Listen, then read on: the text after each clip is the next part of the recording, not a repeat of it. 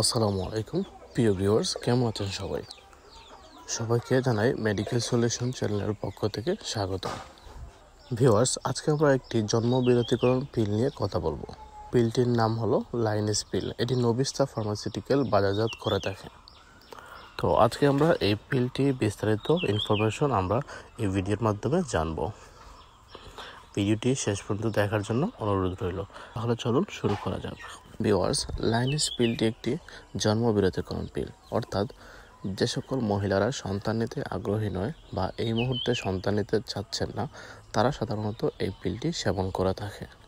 মার্কেটে অনেক পিলই আছে, কিন্তু লাইনেস পিলটি আমি কেন সাজেস্ট করি, কারণ লাইনেস পিলে অবশ্যই কিছু স্পেশালিটি আছে আদার্স পিল থেকে।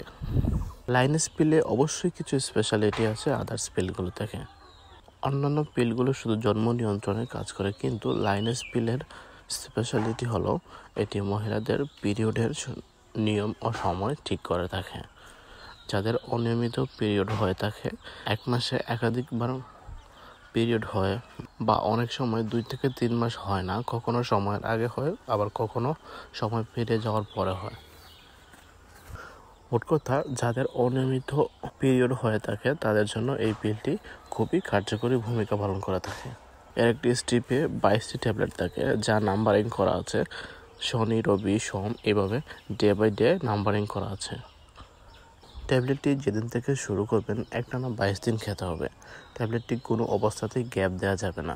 যদি 2 দিন বা 3 দিন গ্যাপ হয়ে যায়, তাহলে কিন্তু এই মুহূর্তে পিরিয়ড হওয়ার সম্ভাবনা অনেক বেশি।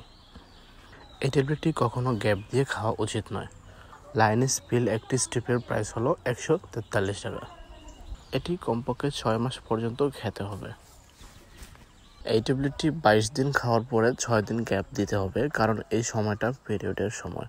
পিরিয়ড শেষ হওয়ার পরে আবার নতুন স্ট্রিপ খাওয়া শুরু করতে হবে। এইভাবে একটানা 6 মাস সেবনের ফলে পিরিয়ড রেগুলার হয়ে যাবে।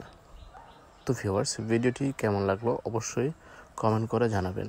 আর যদি লাইনেস পিল নিয়ে আর কোনো কিছু জানার থাকে, তাহলে কমেন্ট করে জানাতে পারেন। দ্রুত আনসার করার চেষ্টা করব ইনশাআল্লাহ। ভালো থাকুন সবাই। আসসালামু আলাইকুম।